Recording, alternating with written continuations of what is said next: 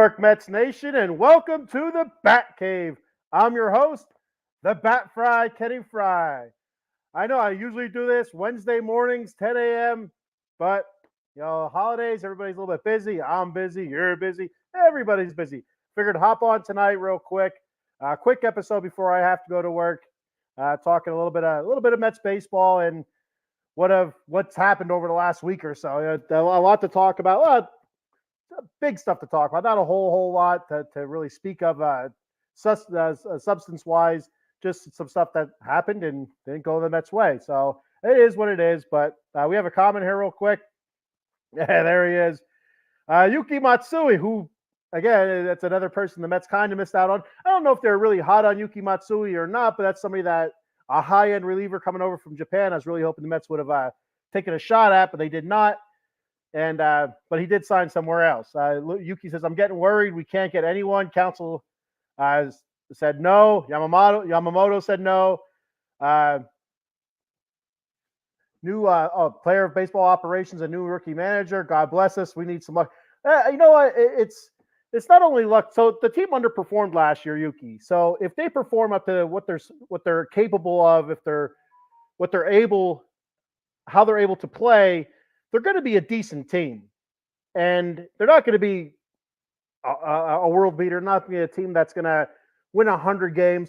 Are they a team that can win 80 plus games, make a run at a wild card? I think so, if they play up to what their capabilities are. But if they play it the way they did last year, then yes, we'll be bending over, kissing our asses, and praying to the baseball gods, for our season to end quickly. But if they play up to capability, offensively.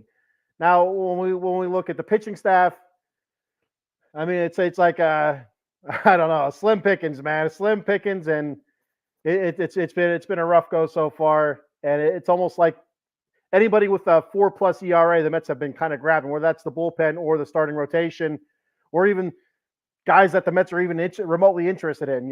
Guys that had a rough season last year or the last two seasons.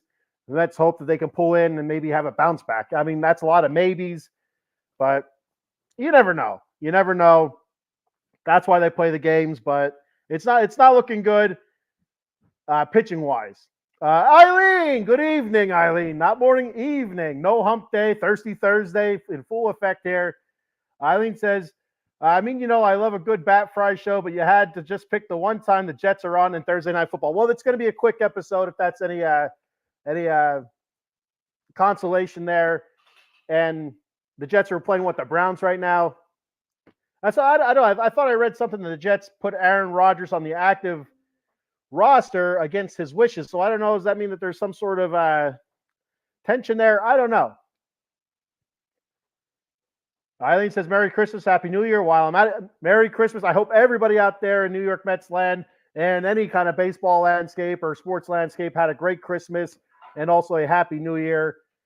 Just a couple days away. The Big Apple will be dropping the ball, or whatever the hell you want to call it. Here in Schuylkill County, we drop a Yingling lager bottle in the square of Pottsville. So if you don't know what Yingling lager is, look it up. But that's the Yingling Lager's home is my hometown, Pottsville, Pennsylvania, and they put a big bottle up there at the square, and they count it down, and I think it drops down. I don't think it goes up. I could be wrong. I don't know. I never went to see it, but I've seen pictures, so it's a thing. I'm breaking out the new earbuds I just bought for this. There you go. I hope I'm not yelling. I tend to yell. I'm an excitable person. It's to get all ramped up, and I start hollering. I got the old earmuffs on there just to see if it's a better sound quality, and also I'm not distracted as much with all the different sounds. So I got the young lad walking around the great room here playing with his toys that he got from Santa Claus this year. So you'll hear some racket, and that'll be him. And I'll tell him to be quiet. And so enjoy your earbuds. I hope you got lots of great stuff, and it's always I get all mushy. It's always about spending time with the family and stuff like that. Blah blah blah. But I got this great New York Mets hat. I also got a new Raiders hat for Christmas. So good stuff there. The Heartbreak Kid himself, Cowboy Dave. What's going on, brother? How you doing? I hope you had a great Christmas, and I hope you have a great New Year. We'll be on Atomic Drop Saturday night, I believe 11 p.m. So be sure to check that out. Talking WWE wrestling, talk a lot of wrestling, a year in review kind of type of thing, like our favorite things that happened this past year in professional wrestling. So it's gonna be like a look back kind of episode. All right, so let's hop to it here. Mets lose out on Yoshinobu Yamamoto. I'll tell you what, if you would have said to me during the season last year, from everything I've heard about Yamamoto and the Mets, hey, the Mets are going to lose out on Yoshinobu Yamamoto, even though they offered him the same exact contract as the Los Angeles Dodgers, minus a $50 million signing bonus, that the Mets would lose out on Yamamoto to the Dodgers. I would have said you're nuts, because every finger pointed to the Yamamoto going to the Mets. Everything that I heard. I never heard of Yamamoto until he started commenting on my show here, just like Yuki Matsui. And go ahead, buddy. just like Yuki Matsui and all those guys commenting on the show. But I never heard of Yoshinobu Yamamoto. And then throughout the season last year, as the shit's going down, as everything's starting to fail for us, everything's talking Yamamoto. I would have said he's a shoo-in. He's going to be a Met, and that's it. But for us to lose out on Yamamoto, 12 years, $325 million, I believe it was. It's to say that we were the first ones, from everything I heard, from everything I've read, we were the first ones to offer him that contract, minus a $50 million signing bonus, which is something that the Dodgers offered to him. But then you read on through other articles that he pretty much had zero interest in coming to the East Coast or even to the Mets, that it was West Coast or nothing. Or I shouldn't say or nothing. He's going to take the money if the Dodgers or the Padres or the Giants or Mariners wouldn't have been on Yoshinobu Yamamoto, he would have came east then. He would have went where the money was. But since they were in on him, I mean, it doesn't hurt that Shohei Ohtani's there also. The Dodgers look primed and ready for a run at the World Series. The pressure on these guys is going to be enormous. And it's something that, as a Mets fan, we can kind of relate to as the Mets went into last season with all that pressure after the Mets spent, $500 million or whatever it was on their roster, and everybody just kept pointing, oh, look at all the money the Mets spent. Look at all the money the Mets spent. These guys spent double on two players. That's it. That's amazing. Really, $700 million on Ohtani, which granted, a lot of that's deferred to when he's retired. Then also $325 million on Yamamoto. It's absolutely amazing. I'm glad. I'm really happy the Mets didn't spend $700 million on Ohtani. I'm a little bit less happy, but still okay with the Mets not spending the $325 million on Yamamoto, especially knowing that he didn't really want to come to New York or play with the Mets. I guess if he had his choice in New York, he would have went with the Yankees, who offered him only $300 million. They probably were kind of banking on that. Okay, we were his favorite team growing up as a kid, the nostalgia behind the Yankees, the mystique and stuff like that. And offered him $300 million. He said no. So now the particulars of his contract, I'm not 100% sure on. I don't know if he has any kind of deferments, much like what Ohtani had, but it's still a lot of money, and I'm fine with the Mets not paying that kind of money for a guy that, like I said, that doesn't want to really be here, and that's unproven in the major leagues. Granted, he's won the MVP in the Nippon League 3 years in a row with the Oryx Buffaloes. That's awesome. But, he's not pitching against the Japanese teams here. We've seen Senga, who had a terrific season last year, did get some Cy Young votes, did get some looks at a Rookie of the Year. Fabulous season. But you've seen how he started off, right? He started off very slow, had a hard time finding his command and, really getting deep into games. And that's something that you can expect, that if you're a Dodger fan, that you can expect that Yamamoto might run into as a Japanese player coming to the major leagues, getting used to a different size ball and all this other, stuff that goes with it, different scenery and stuff. He's going to struggle in the beginning. How's he going to rebound as a 25-year-old pitcher? How's he going to rebound with all that pressure coming down on him now? How's he going to, because, Shohei Ohtani coming off Tommy John surgery, he's not going to be the same either right away. We've seen that with Bryce Harper in Philly. So Shohei Ohtani coming back, he's not going to be up to where he needs to be, where everybody expects Shohei Ohtani to be anyway, that the unicorn that is Shohei Ohtani. And if Yamamoto comes out and struggles for 2 months, there's going to be a lot of pressure on him. Then is he going to be able to positively react to that pressure? Or is he going to negatively react and have one full season where it's complete crap? The Dodgers fail after spending $1 billion. Now, granted, this is for long-term success. This isn't just for one season, all that money, but they're primed right now to win it next season. And if they stumble, I mean, as they say throughout civilization, the shit's going to hit the fan. They say that in every language, I'm sure of it. A couple more comments here. Yuki says, how does Steve Cohen stop free agents from using the Mets to bid up their contracts and then they choose the other team? He can't. And you know what? A part of him is probably smiling because how much grief did he get from all the other owners last season when he was spending all that money? All the owners kind of thrown up their hands, like you can't compete with this, you can't compete with this. Well, you know what? It's hard to compete with somebody that's going to throw out $1 billion in contracts, in 2 contracts. I mean, so it's somewhere I would have to think that Steve Cohen, even though you lose out on top free agents like that because they're using the Mets as a bidding tool, kind of smiles a little bit, say, hey, now you spend the money, now have everybody else point the finger at you, which, the Dodgers were already one of the top spending teams in the league, but like we all know, last year the Mets kind of blew by everybody by at least $200 million. So Steve Cohen is so rich, he can buy the Nippon. Yeah, he really can. I mean, can you imagine being that rich that you just, at a whim, you can buy a whole baseball league? That'd be awesome. I don't know what I would buy if I was a multi-billionaire. I don't know. I know what I would buy. That's easy. A pretty cool like bat suit. And I'd have all sorts of Batman crap laying around. That ain't no joke right there. All right, so moving on from Yamamoto, it's a bummer. It is, but you know what? You move on. It is what it is, and good luck. That's all you can say. So what's next for the Mets' current rotation? For the Mets rotation, well, we've been hearing the same names over and over and over again. Everybody said they're waiting for the Yamamoto shoe to drop before these guys start, really coming off the board. Yamamoto shoes dropped. Nobody has come off the board. So, just a couple of names. I don't know a whole lot about these guys. Again, I'm a Mets fan. I'm not a fanatic where I know the ins and outs of everything going on. I don't know all the, contract details. I don't know who our third string third baseman is. I don't know all that stuff. So I do know, I read a lot of articles. I see these names continuously pop up. I don't know shit about them, but I'll let you guys know anyway. Names that constantly pop up, Jordan Montgomery. It's just over and over and over again. Last season, a 3.20 ERA. Very good season.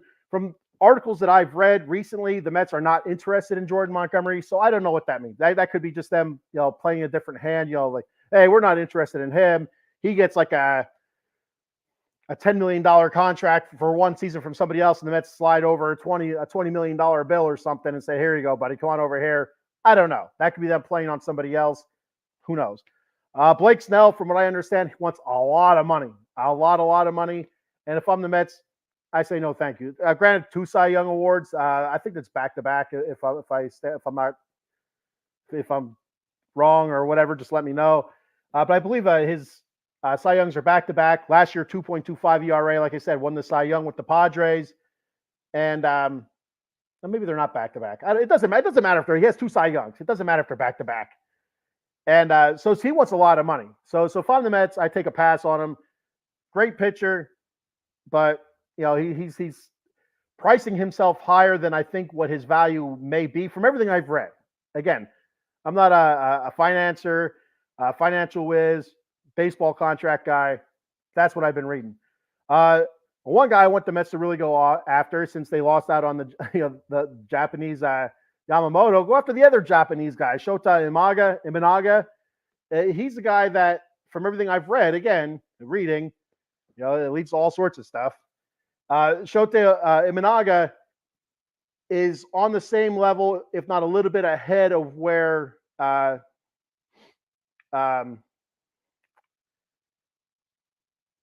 Senga was. I lost my train of thought there. I have all sorts of Japanese names going through my head here. From what Senga is. So from everything I've read, he's a little bit ahead of where Senga was or is. That's not a bad. Everybody said when Senga came to the Mets, with Verlander and Scherzer ahead of him that he's going to be a 3 or a 4 starter. He's our ace. He's our number one. I mean, so if you can get somebody that's comparable to Senga, who had a low 2 ERA, like I said, Cy Young votes, Rookie of the Year nods and stuff like that. Why not go after that guy? It's probably going to cost you, $120 million, but that might be, it's a lot better than $325 million, if you ask me. Granted, Yamamoto's supposed to be some sort of ace, the next coming of pitching Jesus, but I don't know. A couple more comments.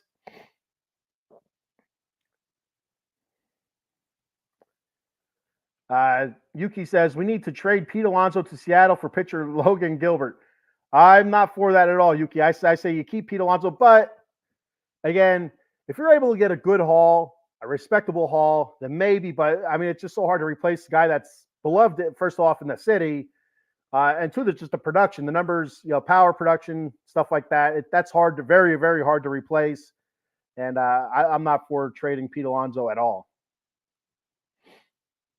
Evan says, hey, Ken, good Raiders win Antonio Pierce to be the head coach. I do believe I'll be doing the Silver and Black Lair probably either Friday or Saturday. I'm not 100% sure yet what I have going on. But yeah, I do believe Antonio Pierce will be the next coach of the Raiders. And I wholeheartedly believe after their performance last 2 weeks defensively that there's a chance that they win out the rest of the season, that they beat the Colts and they beat the Broncos at the end. The Colts, as I was prepping for my Silver and Black Lair, basically are the Raiders. I mean, like stats wise, player wise, all this other stuff, stuff that's happened throughout the season. It reminds me a lot of the Raiders. So it's like, Jesus, it could be 0-0 for all we know. Who knows? Tie. But I believe they have a really good shot at winning out. Need a little bit more offense, and I do believe Antonio Pierce is going to be the next Raiders head coach, and they'll re-sign the interim GM. I believe he'll be re-signed. I think they will have to go out and look for a whole new staff and stuff like that, because I don't see them bringing back Bo Hardigree as the offensive coordinator, as he's serving as the interim offensive coordinator right now for the Raiders. And they'll have to look for a quarterback, obviously, and stuff like that, and figure out what they're going to do with Josh Jacobs and a whole bunch of other ifs and buts and stuff like that. But with the buzz around Antonio Pierce, I feel like it's going to be a really, really good offseason. As soon as they announce that he is our coach, again, they need to go through all the steps. They just cannot remove the interim tag from head coach and make him the head coach. They need to go through all the steps, the Rooney stuff, and all that other good stuff. But I believe he will be the next Raiders head coach. Even if Jim Harbaugh is pissing in the wind saying he wants to come here, he's all wet, he's out the door. No, I don't think so. No Jim Harbaugh, Antonio Pierce. That's what I think. So back to the Mets, and also I've been hearing a lot more about Lucas Giolito. So we'll see what happens there. Another guy, a 4+ ERA last season. But has had really good seasons in the past. Is it one of those things you bring him in, potential for a rebound, new scenery, new coaches? He was going through a lot last season with divorce and stuff like that. I've read, and that's kind of when he started going wonky during the season near the end or middle to the end for the Yankees. I think it was the Yankees last season. So we'll see what happens there. Those are the guys that I've been hearing a lot of: Jordan Montgomery, Blake Snell, Lucas Giolito, and Shota Imanaga. I really want Shota Imanaga. That's who I want, but hopefully the one I don't want is Blake Snell. I don't feel confident. I don't feel comfortable, even though he's 2 Cy Youngs, great season last year. I don't, for some reason, I just don't want Blake Snell. I just get that vibe of douchebag. I don't know. My douchebag radar's up. My douche star. I don't know. All right, so we'll move on from that to what the Mets' current rotation looks like. So currently, the way it's right now, the Mets have Kodai Senga as their 1, Jose Quintana, who was very good, but he's not a number 2. But right now, he's currently sitting as our number 2. He missed over half the season last year with the whole rib issue, lesions on his rib and stuff like that, his lungs or something. There's a whole bunch of stuff. Thank God he's healthy and everything's good with him. And he pitched well when he came back. Had like 1 or 2 clunkers, but for the most part, he had a ton of quality starts. And that's what you look for in your middle of the rotation type of guys. Get your quality starts, 6 innings, 3 earned runs or less, and let your bullpen and your offense do their work. But it's currently, right now, the way it sits, he's our number 2. Number 3 was Severino, who we picked up so far this offseason. Struggled last year. Mets are kind of hoping that he kind of is able to revert back to a couple of years ago. Again, another project. So we'll see what happens there. If he's able to be the Severino of the past, Luis Severino of the past, they got a good one there. He could be our number 2, and you bump Quintana back to 3. But the way it sits right now, he could be a 3 or even a 4. Number 4, Hauser, which we just got from a trade with the Brewers. We also got a Tyron Taylor for outfield depth. But I think it was his first name, Adrian or something like that. So we just picked him up from the Brewers. Another guy, low 4 ERA. You could do with something with a low 4, high 3 ERA. That for middle of the rotation, bottom of the rotation guy, that's doable. That is very doable. There's going to be games he's going to go out there. He's going to give you 6 innings, 3 earned runs or less. But there's also going to be games he's going to go out there, give you 5 innings, 4 or 5 earned runs. So you got to deal with the good with the bad. That's kind of how your middle to the end of the rotation goes. And then the 5 spot, who knows? Tylor Megill, Joey Lucchesi, Jose Buto, or somebody else. I think if we were able to pick up Shota Minaga, I think he would jump to a 3, Severino 4, Hauser 5. If we were to pick up a Blake Snell for some reason, he would probably go to a 1, Senga 2, Quintana 3, Severino 4, blah, blah, blah. And same thing with Jordan Montgomery. He'd probably be a 2, bump everybody else down. But if and buts were candy and nuts, I'd be happy as a whale. I don't know. I don't know how that rhyme finishes. I don't know. I have no idea. Hit a couple comments here before I move on. Yuki says, my Mets starting pitchers, Senga, Quintana, Severino, Hauser, Montas. Okay. Giolito. All right. That's one that I have not heard of yet, Montas.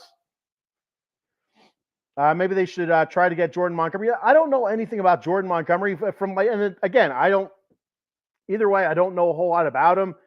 But again, recent articles that I've seen, again, who knows what's true and what's not true on the interwebs? I don't know. But the Mets are not interested or pursuing Jordan Montgomery, and that could be just just ghost pitches. It's going to be somebody out there just throwing stuff out there to a curveball, or you know what I mean. Like it's kind of trying to trick other teams or whatever. I don't know. Who knows what they do? But again, decent numbers for Jordan Montgomery. I don't know.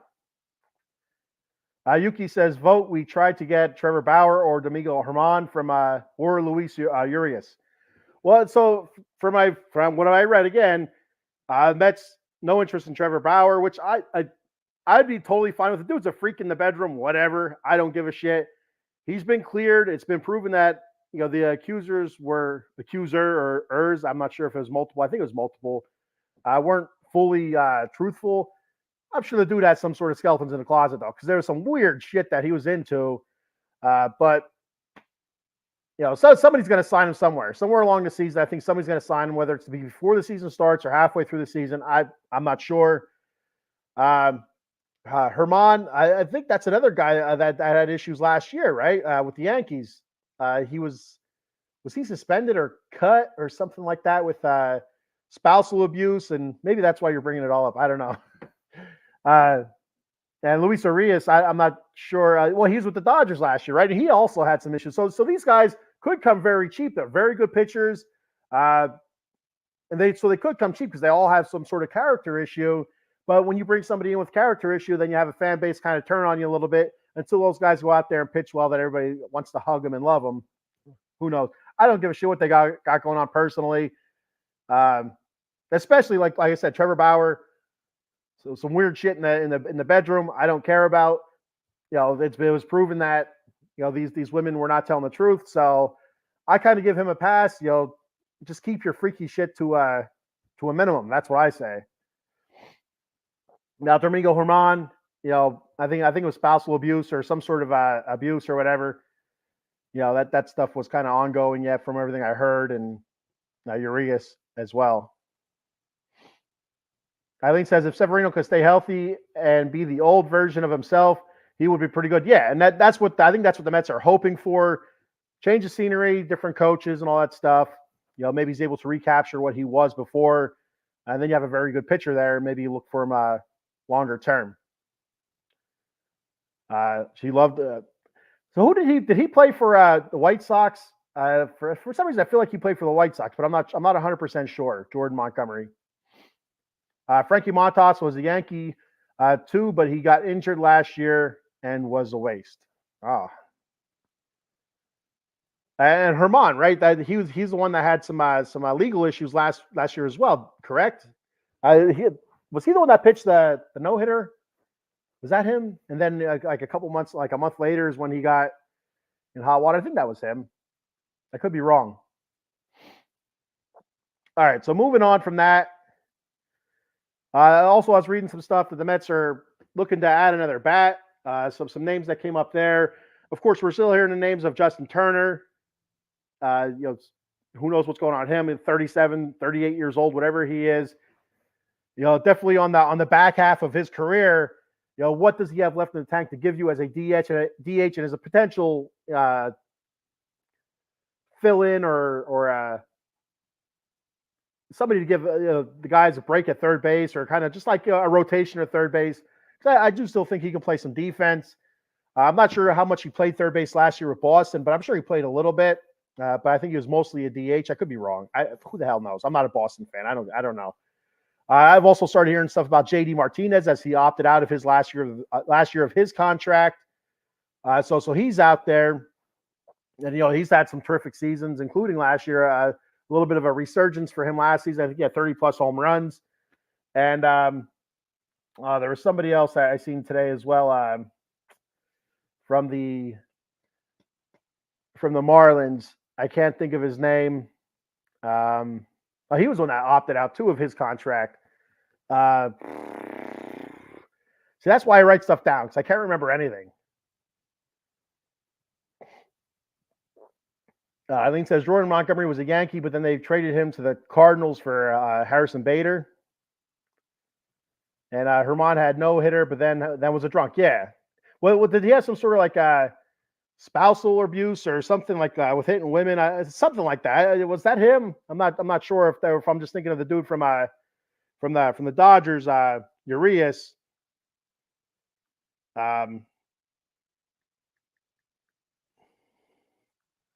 I wish I could remember that dude from the Marlins. I'm trying to look it up here real quick, but I'm not going to find it.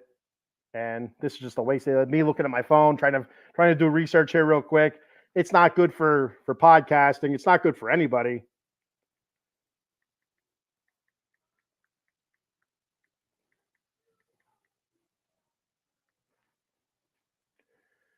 All right.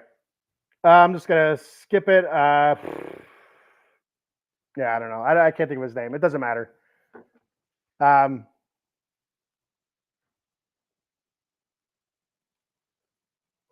Something like that as well. Yeah, it says something with abusing women or a spouse or girlfriend or something like that.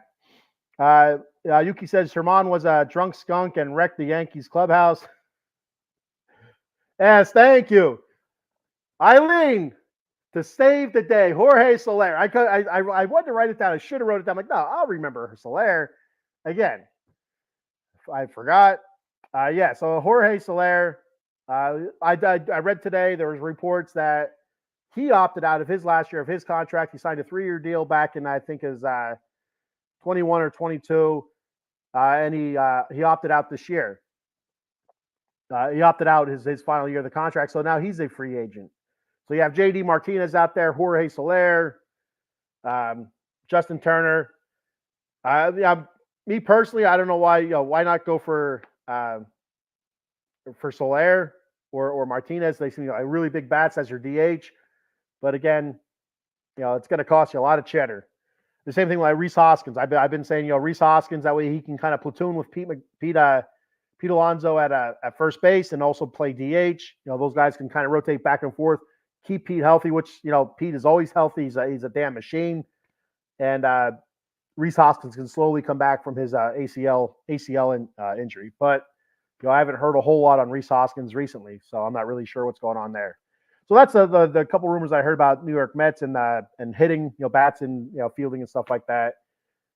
Besides the trade that we just traded for Tyrone Taylor for outfield depth, and again, somebody that hits low 200s, mid-teens home runs. Nothing really crazy, but it doesn't hurt to have that much to have depth. Especially with Marte getting hurt all the time, it doesn't hurt at all. So before I hit my last topic here, I'm going to go ahead and do our sponsor reads, pay some bills, as they say. So I'm going to go ahead and read that off. Of course, we'll start with the OG here, Jason Fine, J Fine Law, Attorney Big Al. You reach Jason Fine, Attorney Big Al at 1-800-HURT-123. That's 1-800-HURT-123. Jason Fine specializes in motor vehicle accidents, slip and falls, workman's comp, and personal injury claims. He has 3 office locations conveniently located throughout Pennsylvania and New Jersey. His office in New Jersey is located at Cherry Hill, New Jersey, 3 Greensward Lane. The phone number there is 856-209-5258. Then in the Steel City of Pittsburgh, Pennsylvania. The office is located at 500 Grant Street, Suite 2900. The phone number there is 412-365-8151. And then in the city of brotherly love, Philadelphia, Pennsylvania. The offices are located at 1628 JFK Boulevard, Suite 2120. The phone number there is 267-888-2980. That's Jason Fine, Attorney Big Al. And then once you get your legal advice, head on over to monkeycoltcoffee.com and get yourself some kick-ass coffee. They got the bourbon, chocolate chip-infused coffee, toasted coconut rum, the Sumatran blend medium roast coffee in whole bean or ground. They have one of their newer blends, the organic blend, Perula, Florida, part of their global gourmet collection. That's in whole bean or ground. And I just got their newest coffee, Golden Honey Agave. I'm going to crack that open tonight before work, make myself a cup, and I will be back with a review of that. I'm sure it's fantastic. Once you buy your coffee, head on over to the swag shop. They got coffee mugs, tumblers, which I rave about the tumbler all the time. It's a fan. If you get anything out of this swag shop, get the tumbler. I'm telling you, you will not be disappointed. One, it's an awesome look, the black and red with the logo, the Monkey Cold Coffee logo. But it's just it's a kick-ass tumbler. It keeps your coffee warm or whatever hot beverage you have in there warm for a really, really long time. So I praise that tumbler. They also have T-shirts there, the cold brew pitcher, which is fantastic, K-cup adapters, and also don't forget your Paradise rum cake. And I do believe they're selling barrel-aged honey as well if you go to their website at monkeycoldcoffee.com. So fill up your shopping cart, and at checkout, use that promo code OOTB Sports for 10% off. The promo code, once again, is OOTB Sports for 10% off at monkeycoldcoffee.com. Tell them the Bat Frie sent you from the Bat Cave. All right, I'm back.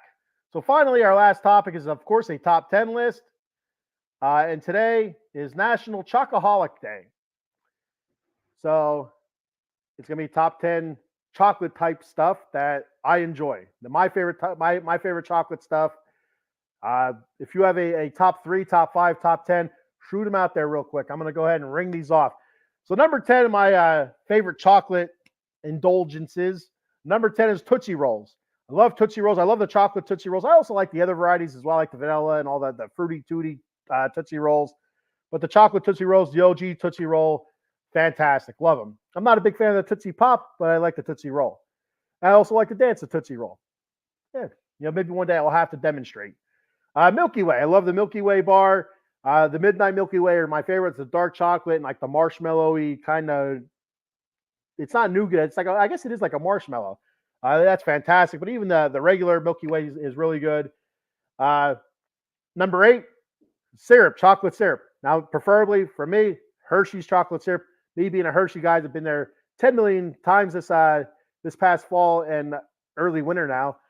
And so everything has to be Hershey's. I love Hershey syrup.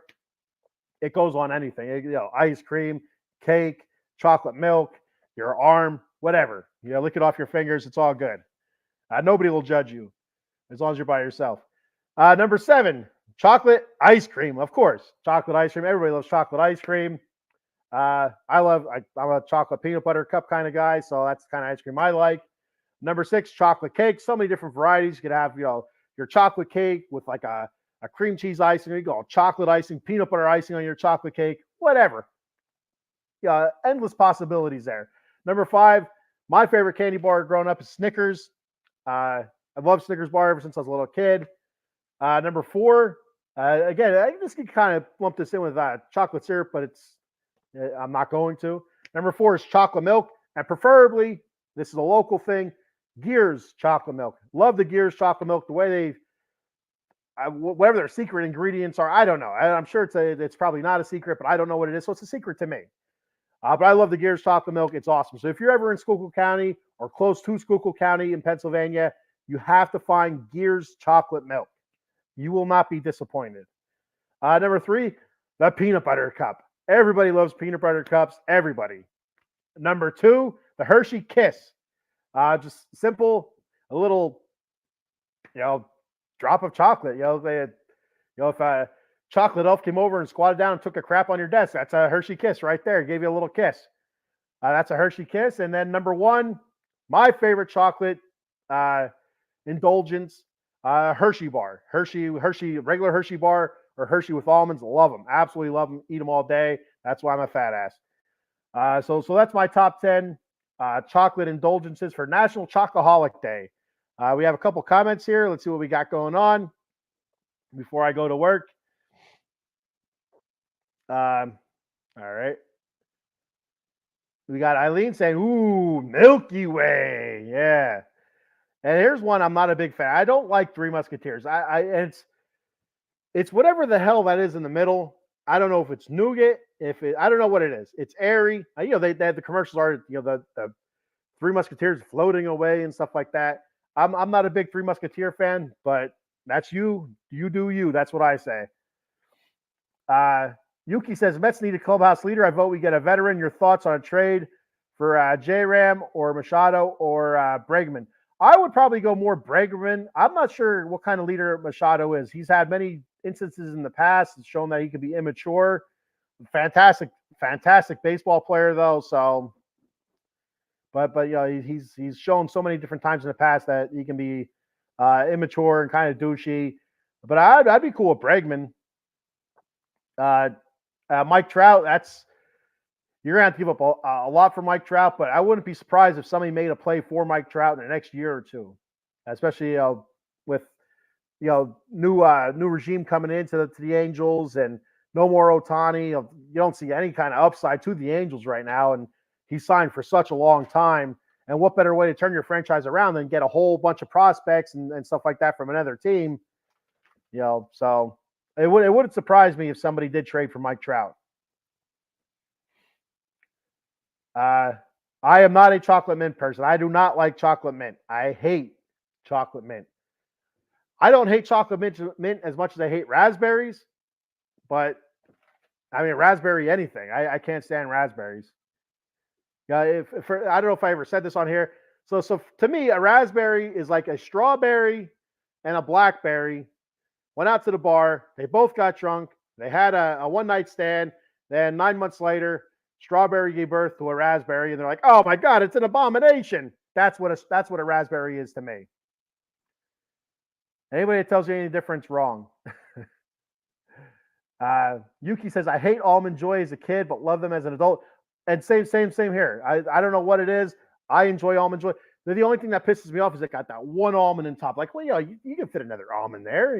Just kind of move that almond around. You can get 2 on top, but I still dig it. The coconut and the almond, the chocolate, I think it's perfect. I love it. Eileen says Hershey with almonds is the best. It is. That's really my favorite. Hershey with almonds, that is the top for me. Hershey bar I put as a close second. That's why I want 1A, 1B. But 1A for me, 100% is the Hershey with almonds. Absolutely. Stacy Northrup checking. Hey, what's up, Stacy? You check Stacy out Sunday mornings, 11 a.m. on the Big Blue Power Hour, talking New York Giant football.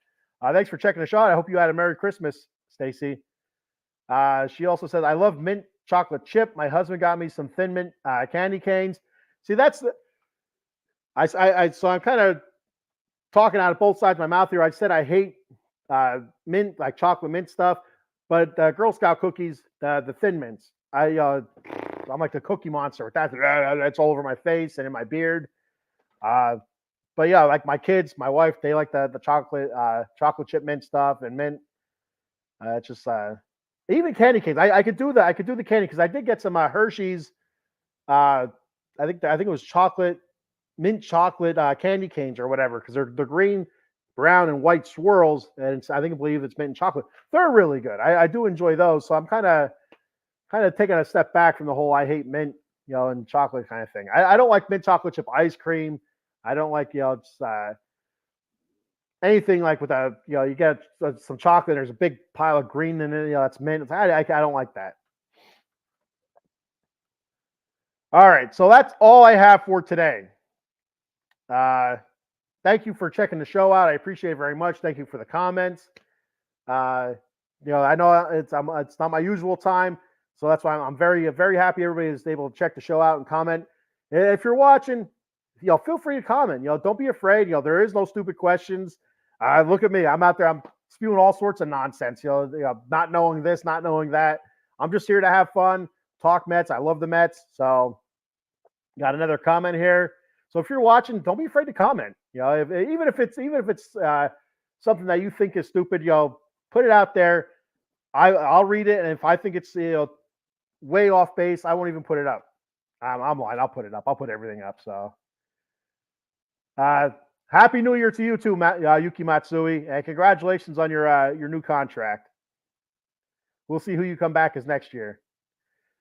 Be sure to check out the Silver and Black there. Like I said, it's either going to be tomorrow or Saturday. I'm not 100% sure yet. Also, the Atomic Drop podcast, Saturday, 11 p.m., talking WWE wrestling. We'll be doing, myself and Cowboy Dave will be doing like a year-in review kind of thing, our favorite moments from this past year of WWE professional wrestling. All right, so that's all I have for today. Thank you for checking the show out. Appreciate it very much. One more comment. I'm not going to leave them hang. I'm not leaving them hang. I'm going to read them off. Happy New Year to you, Stacy. Thank you very much for checking the show out. Yuki says, are you going to see Iron Claw? I want to go see Iron Claw. Working night shift, it kind of makes it difficult. I do have my weekends coming up next weekend, not this weekend coming up. Next weekend's my weekend to work. So if I do, it's going to be a couple weekends away yet, and hopefully it's still in. But yeah, I do want to see it. The whole what the hell, I can't think of it. So now I'm lost again. Texas Tornado, the Von Erichs, that whole family history is so crazy. Like, it's exciting and it's sad, and it's the whole, like, all the tragedies that happen throughout throughout with that family. I can't wait to see it because there's stuff I don't know about. Like the inner works. Hopefully it's true to what really happened. I'm sure it is, but I'm sure there is some sort of sensationalization from Hollywood. But hopefully it's true to what the story is, so you get a little bit better look into that family and how it worked, and that they were huge down in Texas, down south, and stuff like that. Absolutely huge. I remember as a little kid in the 80s or early 90s, I think it was probably the late 80s more so, with Kerry Von Erich being a Texas Tornado, huge fan of him. Huge fan. Great look. Great in the ring, and it's just one tragedy after another for the Von Erichs.